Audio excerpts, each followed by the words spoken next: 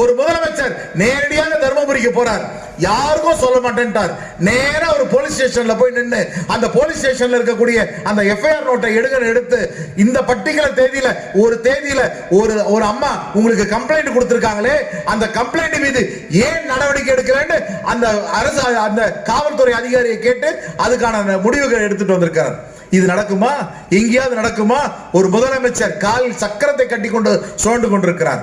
இப்படிப்பட்ட முதலமைச்சர் நமக்கு கிடைக்கவே கிடைக்காது. என்ன எது எப்படி இருந்தாலும் சரி, இந்த மாவட்டம் வேலூர் மாவட்டமாக இருந்தாலும் சரி, திருப்பத்தூர் மாவட்டமாக இருந்தாலும் சரி, இரண்டு பெரிய அமைச்சர்கள், ஒருவர் கழகத்தோட பொதுச் செயலாளர், இன்னொரு அமைச்சர் ஏவாவேலு அண்ணன் அவர்கள் ஆக இரண்டு அமைச்சர்களுமே தங்களுக்கு உண்டான பணிகளை செய்து கொண்டிருக்கிறார். ஒருவர் சாலைகள் எல்லாம் செப்பனிட்டு பாலங்கள் எல்லாம் கட்டிக்கொண்டு இந்த மக்களை வாழ்வாதாரத்துக்கு பெருக்கிக் கொண்டிருக்கிறார். இன்னொரு அமைச்சர் விவசாயத்தை பெருக்கக்கூடிய வகையில நீர்வளத்துறை திட்டங்கள் எல்லாம் கொண்டு வந்து கொடுக்கக்கூடிய அமைச்சர். ஆக இந்த இருவரும் சேர்ந்து இந்த இரண்டு மாவட்டத்தையும் மேம்படுத்துவதற்காக செய்திருக்கார். இன்னொன்னு ரொம்ப நாள் நீண்ட நாள் கோரிக்கை ஒண்ணு, இந்த பகுதியில் இருக்கக்கூடிய மக்களுக்கெல்லாம் வேலை வாய்ப்பு வழங்கணும், படிச்ச பசங்களுக்கு எல்லாம் வேலை கொடுக்கணும். அந்த வேலைக்கு என்ன வழி அப்படின்னு பொழுது